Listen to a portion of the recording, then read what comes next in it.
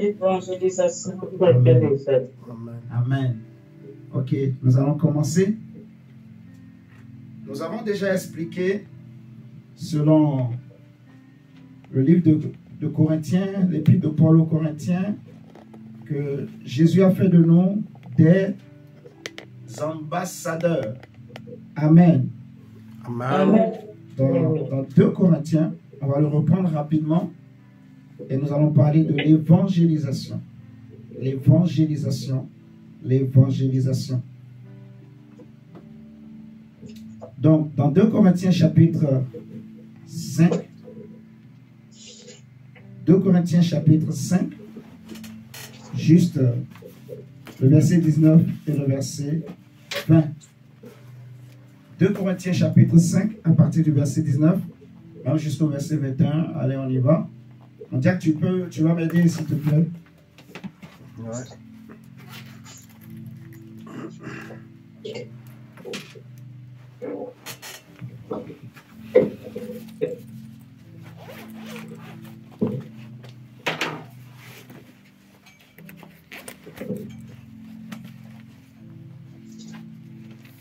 Lisons la parole de Dieu dans 2 Corinthiens 5, 19 à 20.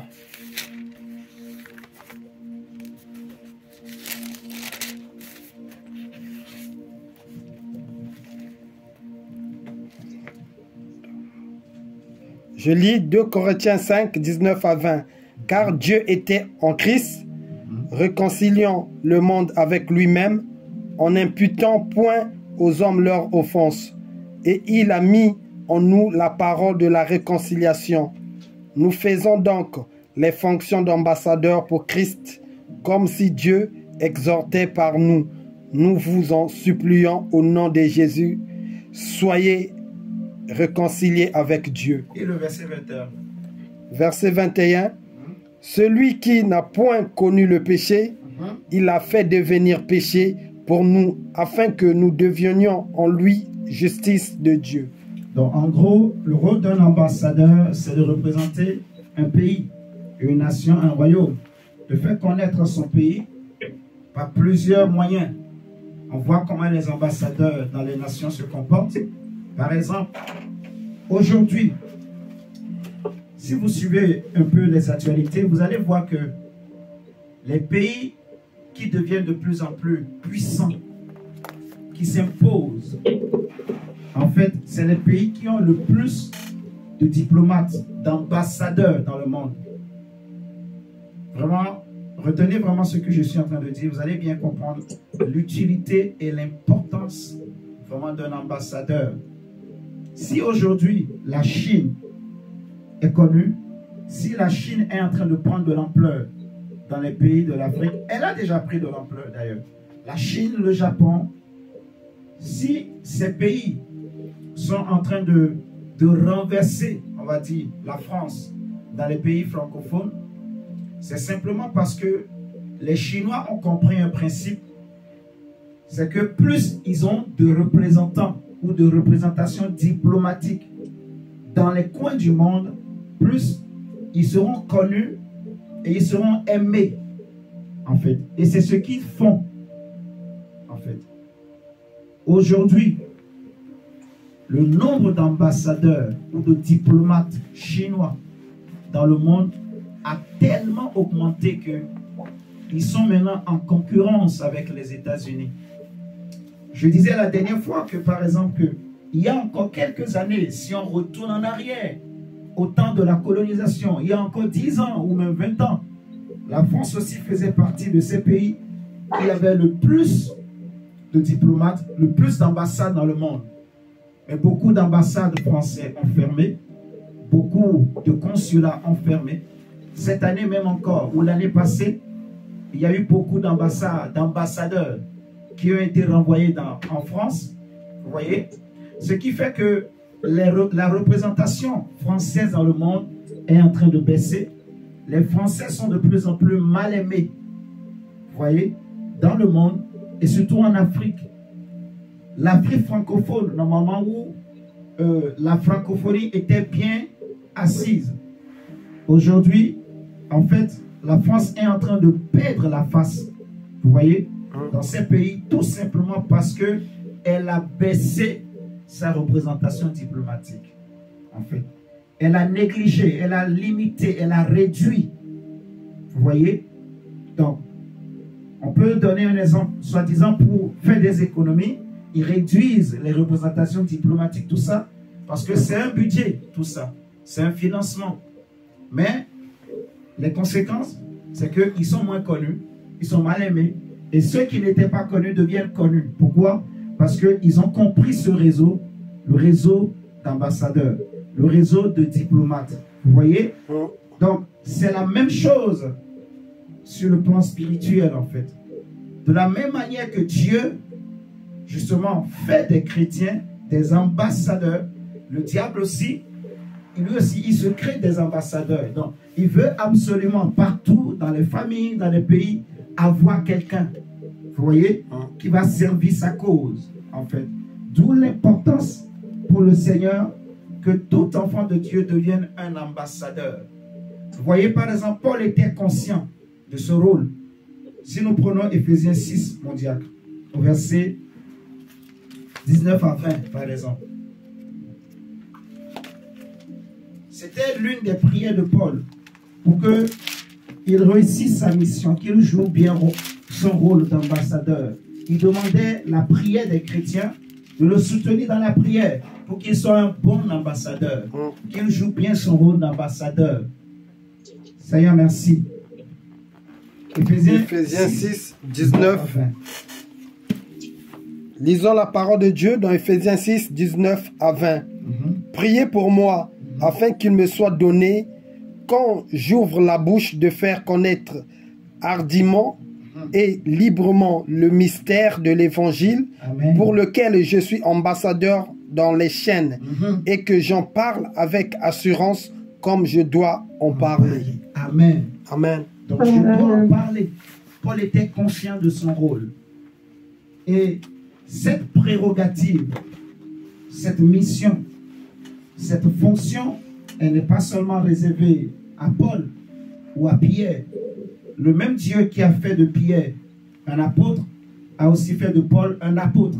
Amen. Amen. Le même Dieu qui a fait de Étienne un diacre a aussi fait de Philippe un diacre.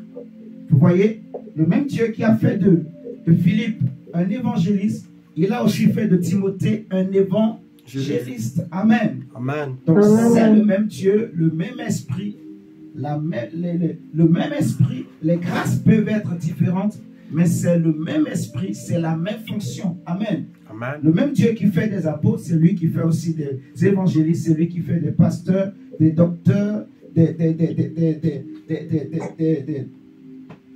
prophètes, ainsi de suite. C'est le même Dieu, c'est le même esprit.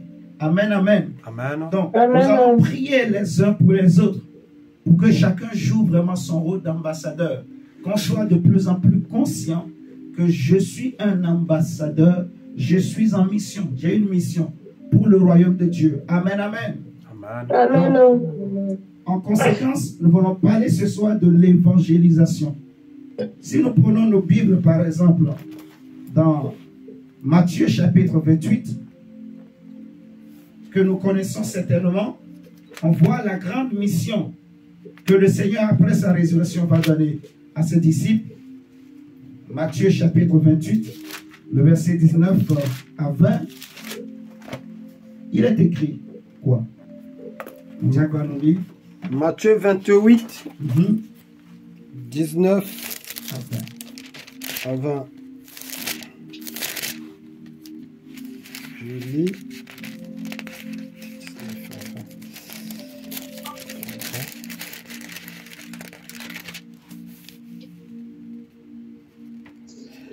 Allez, faites de toutes les nations des disciples, les baptisant au nom du Père, du Fils et du Saint-Esprit, et enseignez-leur à observer tout ce que je vous ai prescrit. Amen. Et voici, je suis avec vous tous les jours jusqu'à la fin du monde. Ça, c'est tellement important.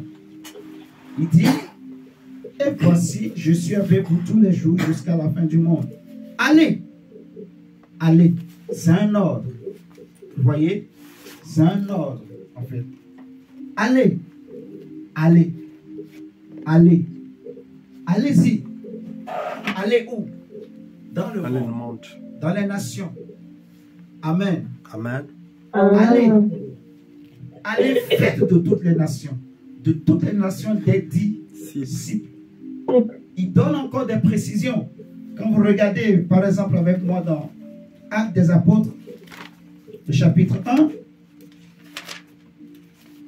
avant que Jésus ne monte au ciel, les disciples vont se réunir, ils vont lui poser pas mal de questions.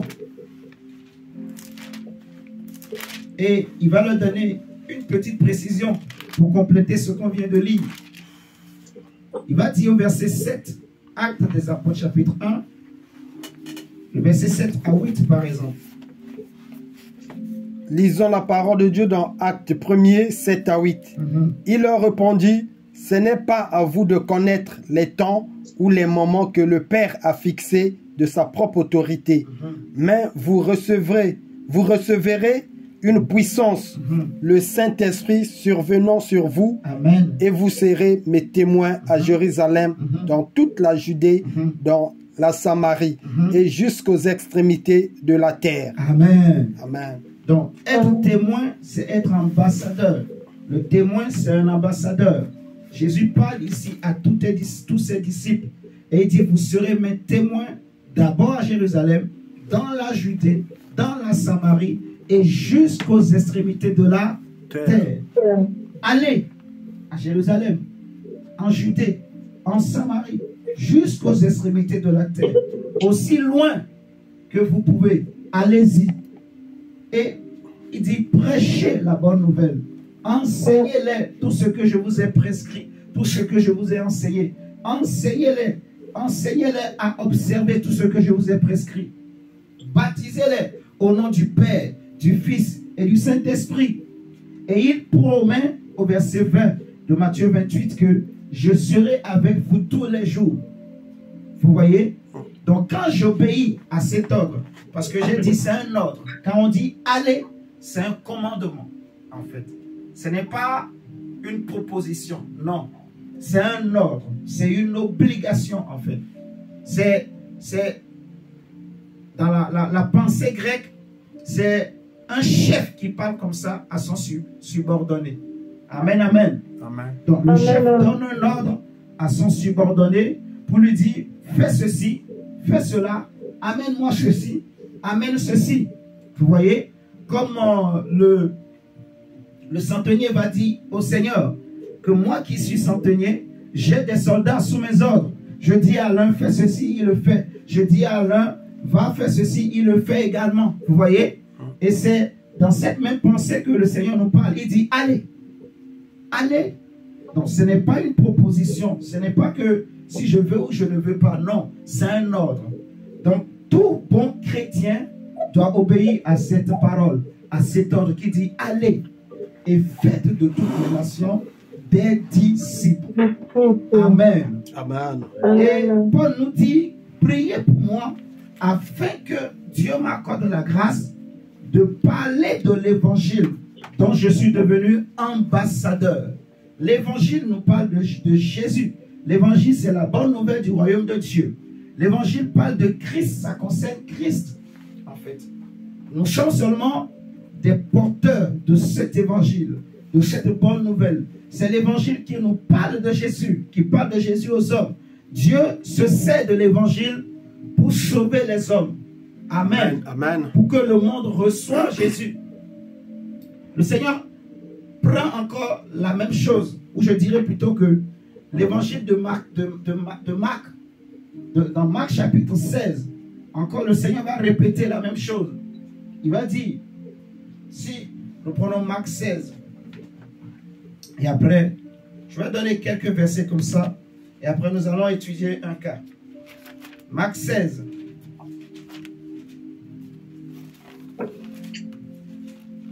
On va prendre Marc chapitre 16, le verset 15 au verset 20. Donc, on a pris Matthieu 28. On a pris Actes chapitre 1. On a pris Marc 16, verset 15 à 20. Lisons la parole de Dieu dans Marc 16, 15 à 20. Puis il leur dit, allez par tout le monde et prêchez la bonne nouvelle à toute la création. Celui qui croira et qui sera baptisé sera sauvé, mais celui qui ne croira pas sera condamné. Amen. Voici les miracles qui accompagneront ceux qui auront cru. En mon nom, ils chasseront les démons, ils parleront de nouvelles langues, ils saisiront des serpents, s'ils boivent quelques breuvages mortels, il ne leur fera point de mal. Ils imposeront les mains aux malades et les malades seront guéris.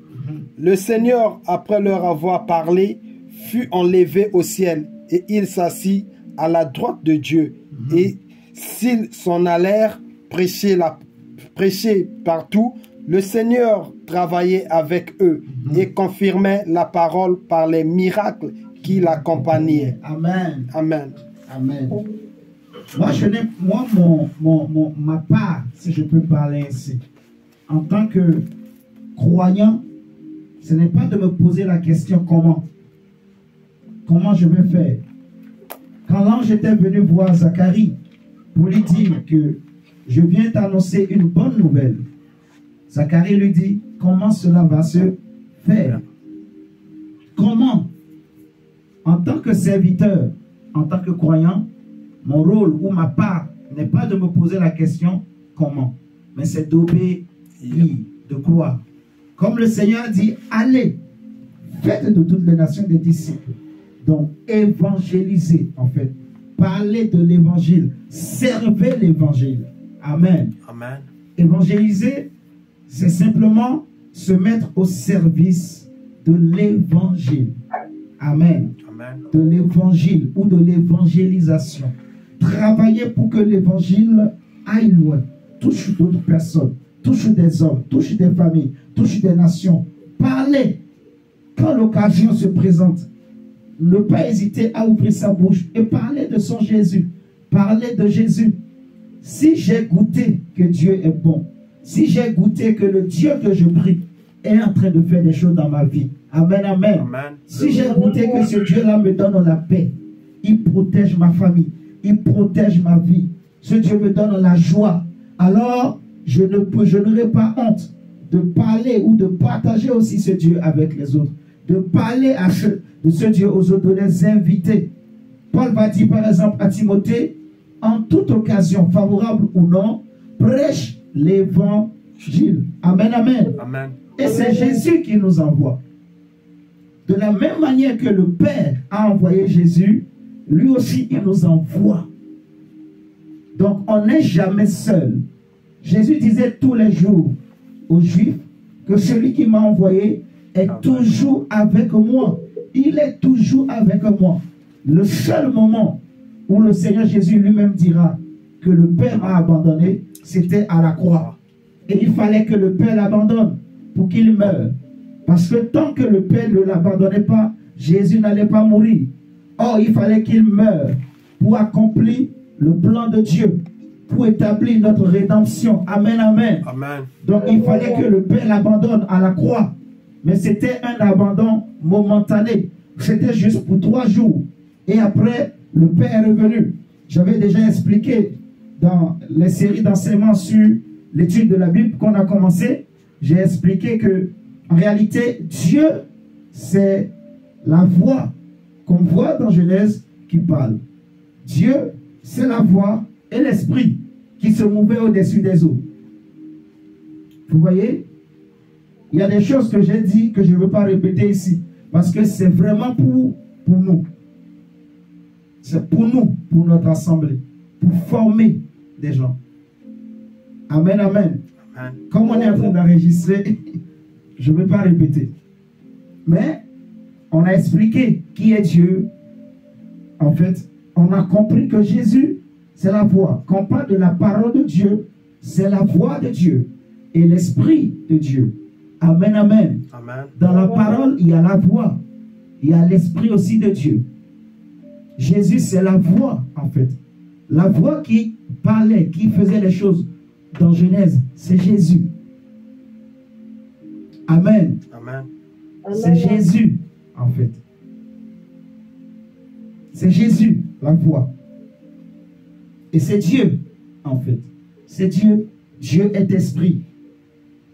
Donc, partout où nous allons, quand nous obéissons à cet ordre, la voix est avec nous. L'esprit est avec nous. Il faut être conscient que, en fait, partout où je suis, dès que j'obéis à cette parole, Dieu est avec moi. Regardez ce que j'ai dit tout à l'heure en commençant. J'ai fait ça exprès. Je dirais, le Saint-Esprit m'a poussé à le dire, à le faire exprès. J'ai dit tout à l'heure que Jésus a dit que quand vous entrez dans une maison, quand vous allez évangéliser, dites que la paix soit sur cette maison, que la paix soit avec vous. S'il se trouve dans la maison un enfant de paix, votre paix viendra se poser sur lui. Mais s'il n'y a pas des enfants de paix, votre paix reviendra à vous. Amen, amen. Amen. Donc cela nous enseigne un principe en fait. Ce n'est pas à moi de me poser des questions. Comment? Comment? Non. Moi j'obéis. Je crois, j'obéis à ce que Jésus me demande de faire. D'évangéliser, de servir à l'évangélisation. Et nous allons prendre encore un texte qui nous montre vraiment que c'est Jésus lui-même qui nous envoie. Si nous prenons Jean chapitre 17, si c'était moi qui nous envoyais, on pouvait dire, on va négocier. On pouvait réfléchir. Mais c'est Jésus qui nous envoie, en fait. Désormais, quand je lis la Bible, quand tu lis la Bible, tu sais que c'est la voix qui est en train de me parler. Est-ce que quelqu'un m'entend ce soir? Amen. Amen. Quand tu es en train de lire la Bible, là, comme là on veut lire des choses, on veut lire un verset, sache que quand tu vas le lire, la voix qui va sortir de toi, quand tu lis, c'est la voix de Dieu qui te parle. Vous comprenez ce que je dis?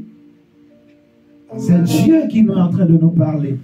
Parce que c'est la parole de Dieu.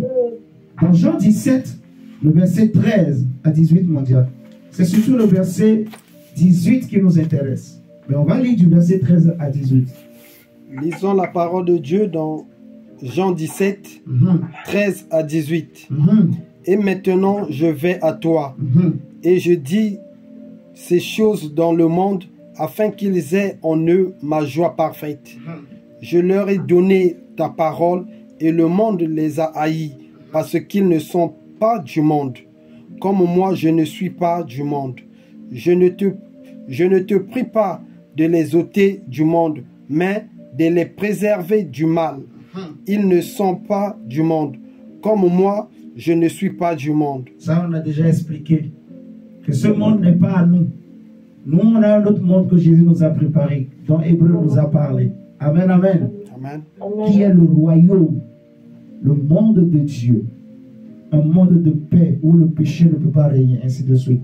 On continue, mon Dieu. Verset 17. Sanctifie-les par ta vérité, ta parole est la vérité. Comme tu m'as envoyé dans le monde, je les ai aussi envoyés dans le monde. Et je me sanctifie moi-même pour eux, afin qu'eux aussi soient sanctifiés par la vérité. Ce n'est pas pour eux seulement que je prie, mais encore pour ceux qui croiront en moi par leur parole. Amen. Amen. Donc, relis encore le verset 18, mon Dieu. Le verset 18. Comme tu m'as envoyé dans le monde, je les ai aussi envoyés dans le monde. Et je me sanctifie moi-même pour eux, afin qu'eux aussi soient sanctifiés par la vérité. Comme tu m'as envoyé dans le monde, je les ai aussi envoyés. Vous voyez? Donc, comme Dieu a envoyé Jésus, Jésus aussi nous envoie. Amen. Jésus nous envoie. Jésus nous envoie dans le monde pour aller faire quoi? Pour aller évangéliser, pour aller témoigner de lui. C'est un ordre, en fait. C'est un ordre. Un chrétien qui n'évangélise pas, ou qui ne veut pas évangéliser, ou qui ne veut pas participer à l'évangélisation, c'est un chrétien qui est en train de pécher. Parce que Jésus a donné un ordre. C'est faux ou bien ça va ce que je dis? C'est la vérité ou bien c'est une invention de ma part? Est-ce que c'est un ordre? Donc celui qui n'obéit pas à l'ordre de Dieu, il fait quoi? Il pêche. Il pêche, il désobéit. Tout chrétien qui ne veut pas évangéliser, tout chrétien qui veut juste que lui, on lui donne toujours, tous les jours, on lui donne et on lui donne. Mais lui, il ne veut pas travailler pour que d'autres aussi puissent bénéficier de cette grâce.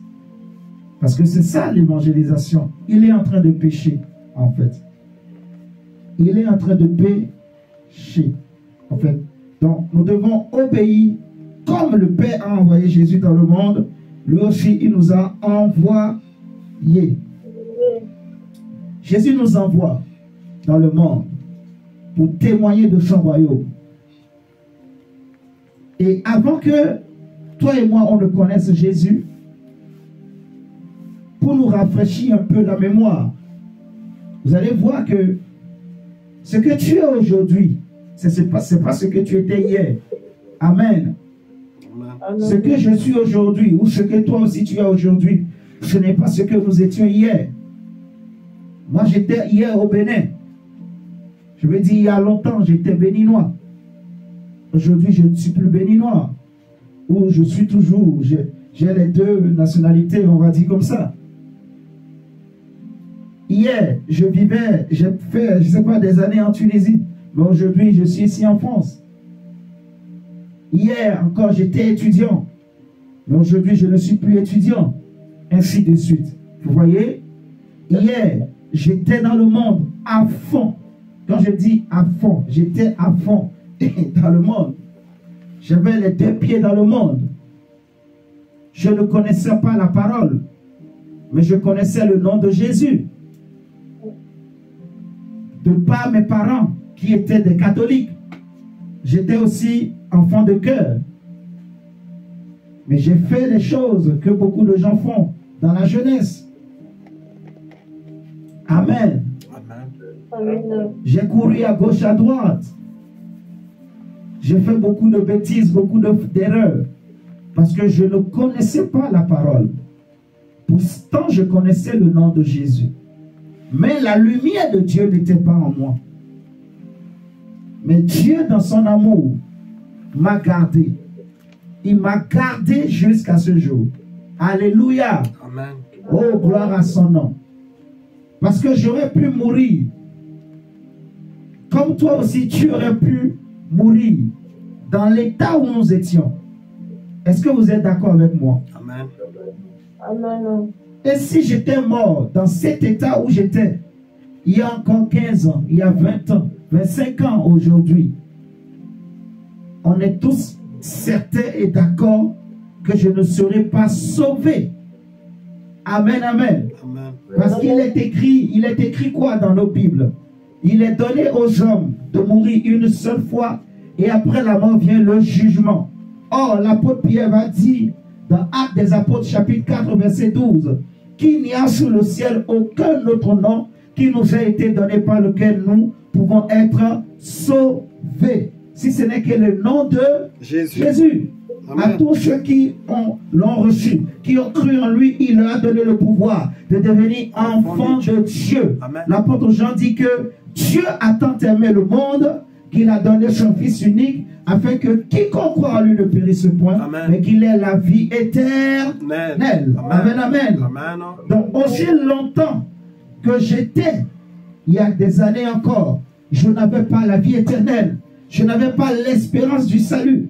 Je croyais en des sacrements qu'on m'avait enseigné à l'église catholique. Et j'avais mis ma foi en ces choses. Je me disais que si je pêche, il suffit que j'aille voir le prêtre. Je confesse mes péchés. Il va me dire, va réciter, dis je vous salue Marie. Et je suis content. Je mettais mon chapelet au cou. Parfois je l'attachais au bras. Parfois je dormais, je mettais sous mon oreiller. C'était du mysticisme. que vous m'entendez ce soir? C'était des choses qu'on m'avait enseignées.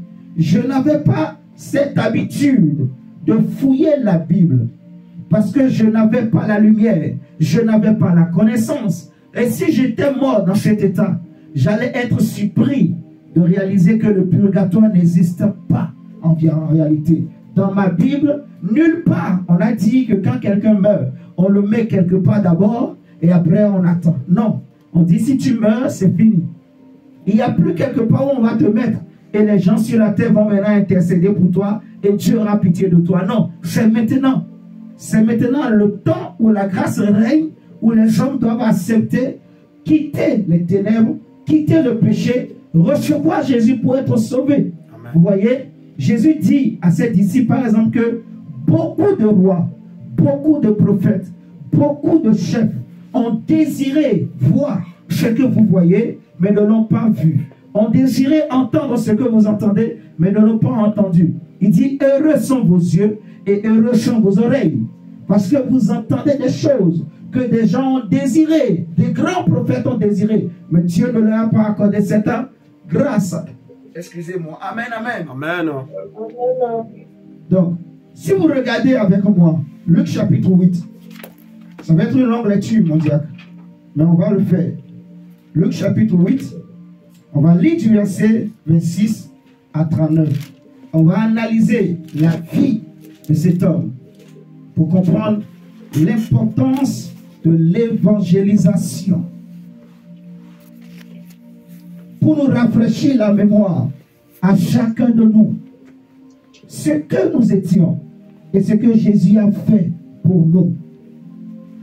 Lisons Luc chapitre 8, à partir du verset 26 jusqu'au verset 39. Je lis Luc 8, 26 à 39. Ils abordèrent dans le pays des Géraséniens, qui est vis-à-vis de la Galilée. Lorsque Jésus fut descendu à terre, il vint au-devant de lui un homme de la ville qui était possédé de plusieurs démons. Depuis longtemps, il ne portait point de vêtements et avait sa demeure non dans une maison, mais dans les sépulcres. Ayant vu Jésus, il poussa un cri, se jeta à ses pieds et dit d'une voix forte, « Qu'y a-t-il entre moi et toi, Jésus, fils du Dieu très haut? Je t'en supplie, ne me tourmente pas. » Car Jésus commandait à l'esprit impur de sortir de cet homme, dont il s'était emparé depuis longtemps. On le gardait lié de chaînes et les fers aux pieds, mais il rompait les liens et il était entraîné par le démon dans les déserts. Jésus lui demanda, « Quel est ton nom ?» Légion, répondit-il, car plusieurs démons étaient entrés en lui. Et il priait instantanément Jésus de ne pas leur ordonner d'aller dans l'abîme. Il y avait là, dans la montagne, un grand troupeau de pourceaux qui paissaient, et les démons supplièrent Jésus de leur permettre d'entrer dans ces troupeaux. Il le leur permit. Les démons sortirent de cet homme, entrèrent dans le pourceau, et le troupeau se précipita des pentes escarpées dans les lacs et se noya. Ceux qui les faisaient paître, voyant ce qui était arrivé, s'enfuirent et répandirent la nouvelle dans la ville et dans les campagnes. Les gens allèrent voir ce qui arrivait et vinrent auprès de Jésus, et ils trouvèrent l'homme de qui étaient sortis les démons, assis à ses pieds, vêtu et dans son bon sens, et ils furent saisis de frayeur. Ceux qui avaient vu ce qui s'était passé leur racontèrent comment le démoniaque avait été guéri. Tous les habitants du pays de Géraséniens prièrent Jésus de s'éloigner d'eux, car prièrent plutôt Jésus de s'éloigner d'eux, car il était saisi d'une grande crainte. Jésus monta dans la barque et s'en retourna. L'homme de qui étaient sortis les démons lui demandait la permission de rester avec lui. Mais Jésus le renvoya en disant, « Retourne dans ta maison et raconte tout ce que Dieu t'a fait. » Et s'en alla et publia par toute la ville tout ce que Jésus avait fait pour lui. Amen. Amen. Je vais nous lire la version français courant, le verset 37. Il dit, en fait, les habitants disent, alors toute la population de ce territoire demanda à Jésus de s'en aller de chez eux. En fait, de s'en aller de chez eux. Jésus, les habitants de la ville ne voulaient pas de Jésus dans leur territoire. Bien-aimés dans le Seigneur, cette histoire est très, très, très riche. Parce que nous voyons en fait un homme que la Bible dit qui était un citoyen qui habitait un territoire bien précis. Et dans ce territoire, en Israël, on élevait des porcs. Amen, amen. Amen. Mais nous savons que dans la tradition juive, les Juifs ne mangent pas le porc. Vous savez ça, j'espère. Si vous ne le savez pas, je vous donne l'information que dans la loi de Moïse, le porc fait partie également des animaux que les Juifs ne doivent pas manger. Le porc est un animal impur selon la loi juive. Vous voyez, comme il y a plusieurs animaux, comme les hiboux, tout ça, c'est des animaux impurs selon la loi juive, selon la loi que Dieu avait donnée à Moïse. Donc les Juifs ne mangent pas le porc, normalement. Mais ici, nous sommes en Israël et on nous dit que c'était une région où les gens élevaient les porcs.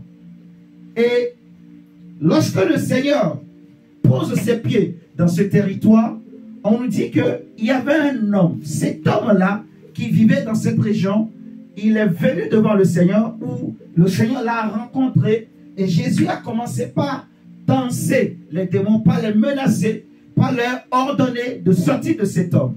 Vous voyez, de quitter la vie de cet homme, de quitter son corps. Et les démons vont lui dire, vont le supplier de ne pas les chasser de ce territoire. Jésus va leur demander, qui vous êtes?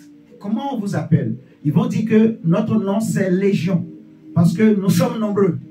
Or, on sait que la Légion, en fait, dans une légion romaine, il y a plus de 6000 membres. Suivez-moi très bien ce soir. Ça veut dire que les esprits qui habitaient cet homme, il y avait plus de 6000 démons. Amen, amen. Amen. Et les démons vont demander à Jésus, ne nous chasse pas de ce territoire, mais permets-nous d'entrer dans les ports. Et ils sont rentrés dans les ports.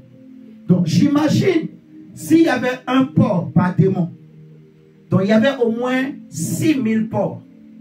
Donc ce n'était pas un petit élevage de porcs. Amen. Amen. Amen. J'aimerais juste nous amener à comprendre que c'était une région où on faisait de l'élevage, on peut dire, en masse ou industriel de porcs. Donc c'était une région en Israël où habitaient des païens. Vous comprenez ce que je dis? C'était un peuple qui n'était pas juif, qui élevait ses porcs, qui habitait là, autour d'Israël. En fait, dans la région d'Israël. Vous voyez? Et ils pouvaient commercer avec les Juifs. Quand les Juifs étaient revenus de l'exil, c'était des choses qui se sont faites, en fait. Où il y avait d'autres peuples qui ont commencé par vivre avec eux, dans leur propre territoire.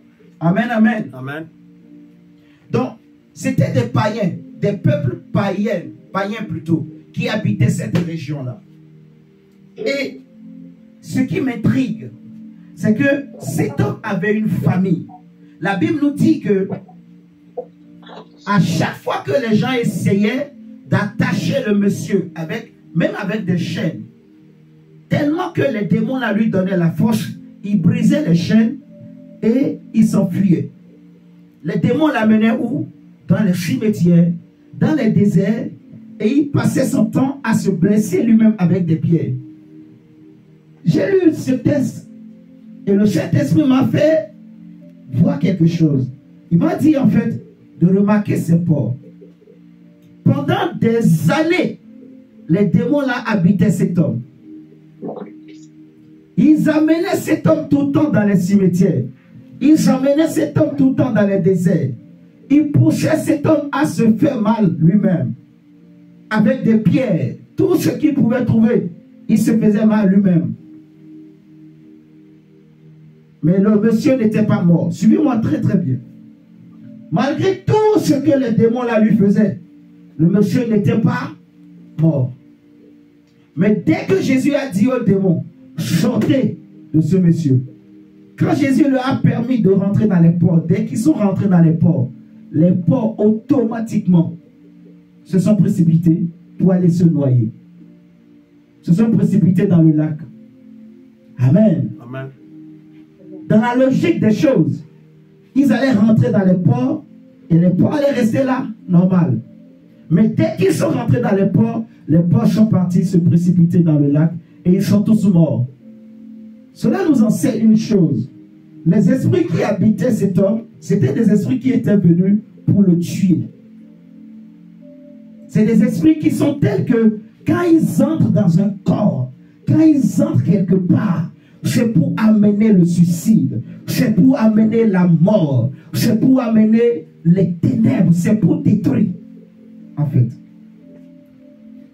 quand on voit la manière dont ces démons ont fait avec les porcs, on se pose la question, comment le monsieur là a fait pour être en vie pendant toutes ces années? Si instantanément ils sont rentrés dans les porcs et les porcs sont tous morts, tous, on se pose la question, comment le monsieur a fait? Je ne sais pas si vous êtes en train de comprendre là où on veut en venir.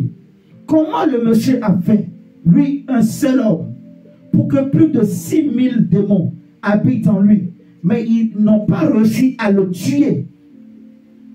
Ils n'ont pas réussi à le tuer. Mais quand ils sont rentrés dans plus de 6000 porcs, ils ont tué tous les 6000 porcs instantanément. Vous voyez ce que je suis en train de dire? Oui. Et c'est là que le Seigneur m'a enseigné ce que je veux nous partager ce soir, en fait. Cet homme, c'était un élu. En fait, cet homme faisait partie de ceux que Dieu avait prévu sauver. Vous m'entendez ce soir? C'est pour cela que les démons ne pouvaient pas le tuer. Il ne pouvait pas mourir. Impossible.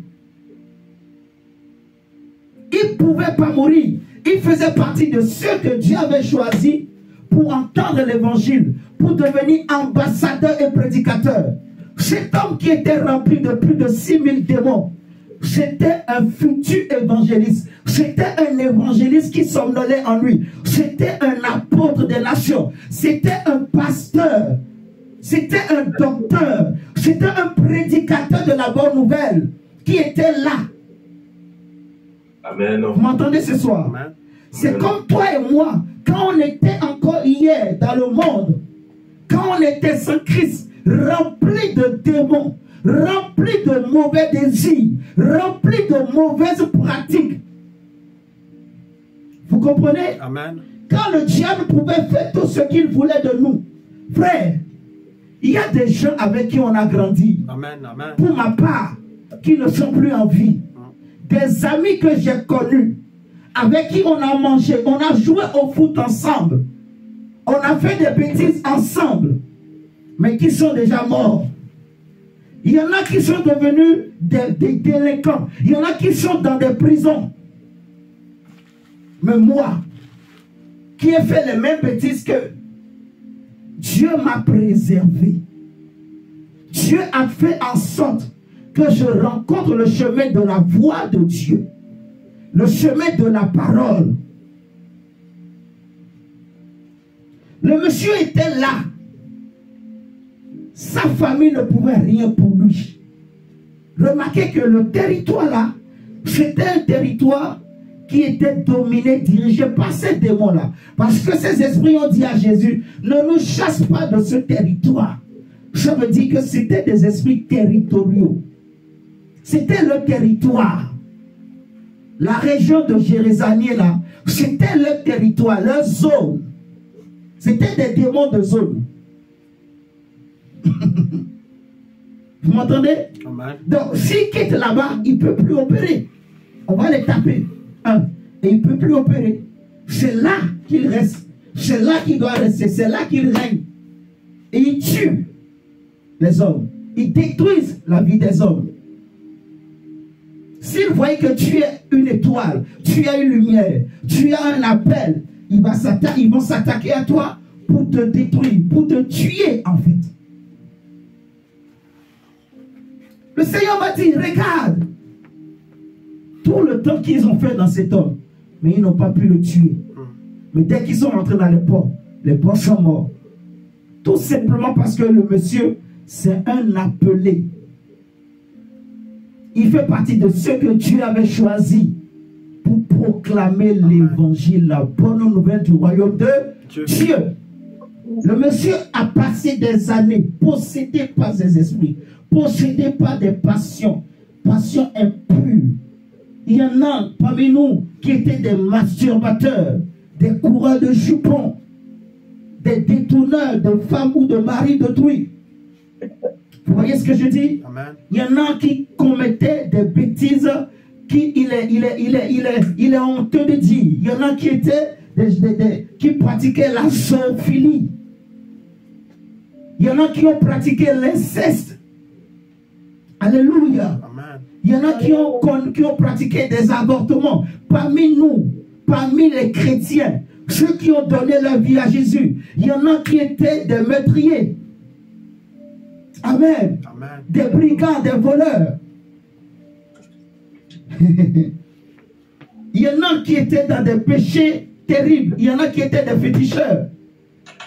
Des grands pécheurs. Il y en a, il ne peut pas passer une journée sans regarder les films X. Impossible. Il dort avec, il se réveille avec, il mange avec. Même s'il est à l'extérieur, il est pressé de rentrer pour aller se masturber. Il y en a, c'était leur vie. Les gens lui disent, tu as maigri. Il dit non, c'est parce que je ne mange pas bien. Non, c'est faux. C'est parce qu'il passait sa vie à se masturber. C'était ça leur vie. Parce qu'ils étaient esclaves de démons. Et cet homme était un esclave de ses esprits. Il ne pouvait pas aller là où il voulait. Il n'était pas libre. Et quand on lit bien l'histoire, on comprend que les démons ont tout fait pour le tuer. Mais ils n'arrivaient pas. Ils n'arrivaient pas. Ils l'amenaient dans le cimetière. Pourquoi? Pour le tuer. Mais ils n'arrivaient pas. Ils le poussaient à se faire mal lui-même, à se suicider lui-même en fait. Mais la mort ne venait pas. Il cherche la mort le fuit. Pourquoi? Parce qu'il a un appel de Dieu. Il a une étoile. Parce qu'il est un appelé de Dieu. Comme on avait lu dans Romains chapitre 8, que ceux que Dieu a connus d'avance, il les a prédestinés. Amen. Amen. Et on voit Jésus, il se lève un jour seulement. Il dit à ses disciples, passons de l'autre côté de la route. Allons de l'autre côté. Déjà, si vous lisez la même histoire dans d'autres versions de l'évangile, vous allez voir, pendant qu'il traversait l'eau, il y a maintenant un tourbillon qui s'était levé. Si vous voulez, prenons Marc chapitre 5.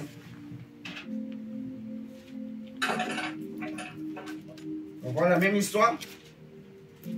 Marc 5 ou 4. Je vous dirai. Ouais, Marc chapitre 5. Mais avant de prendre Marc 5, prenons Marc chapitre 4. La même histoire, c'est à partir de Marc chapitre 5, verset 1. Mais avant d'arriver à Marc chapitre 5, verset 1, regardez Marc chapitre 4, le verset 35 à 41 mondial. Avant que Jésus n'arrive dans ce territoire, qu'est-ce qui leur était arrivé? Marc chapitre 4, verset 35 à 41. Je lis. Ce même jour, sur le soir, Jésus leur dit, passons à l'autre bord. Après avoir envoyé la foule, ils l'emmenèrent dans la barque où il se trouvait. Il y avait aussi d'autres barques avec lui. Il s'éleva un grand tourbillon. Il s'éleva un grand tourbillon. Jésus a dit, passons à l'autre bord. Et quand ils sont rentrés dans la barque pour passer à l'autre bord, quelque chose s'est passé. Quand Jésus était arrivé dans le territoire, les gens n'étaient pas contents qu'il soit venu. Ils l'ont chassé parce qu'ils ne voulaient pas que la lumière vienne régner. Ils ne voulaient pas, ils ne voulaient pas. Ils préfèrent rester là avec les ténèbres. On comprend en fait que si leurs affaires marchaient, ces gens-là, c'est parce que ces démons régnaient sur le territoire. Vous comprenez ce que je suis en train de dire? Eux, ils adoraient ces démons-là. C'était leur Dieu. C'était leur Dieu de famille. C'était parce que c'est des esprits territoriaux. Donc, ils régnaient sur les familles. Et quand Jésus est arrivé, il a renversé toutes les choses. Toutes les choses et leurs hôtels. Ils n'étaient pas contents. Ils ont compris que leur commerce va faire faillite. Ils vont faire faillite. Il ne fallait pas laisser Jésus là. Il ne fallait pas laisser la lumière remplir tout le territoire. C'est pour cela qu'ils vont dire Jésus, pas. Non, on ne te veut pas ici. Mais avant que Jésus n'arrive, ces esprits avaient déjà vu Jésus de loin. Et la Bible dit, pendant qu'ils étaient sur le lac, sur le fleuve, un grand tourbillon s'était levé. On continue, on va dire. Il s'éleva un grand tourbillon et les flots jetaient dans la barque au point qu'elle se remplissait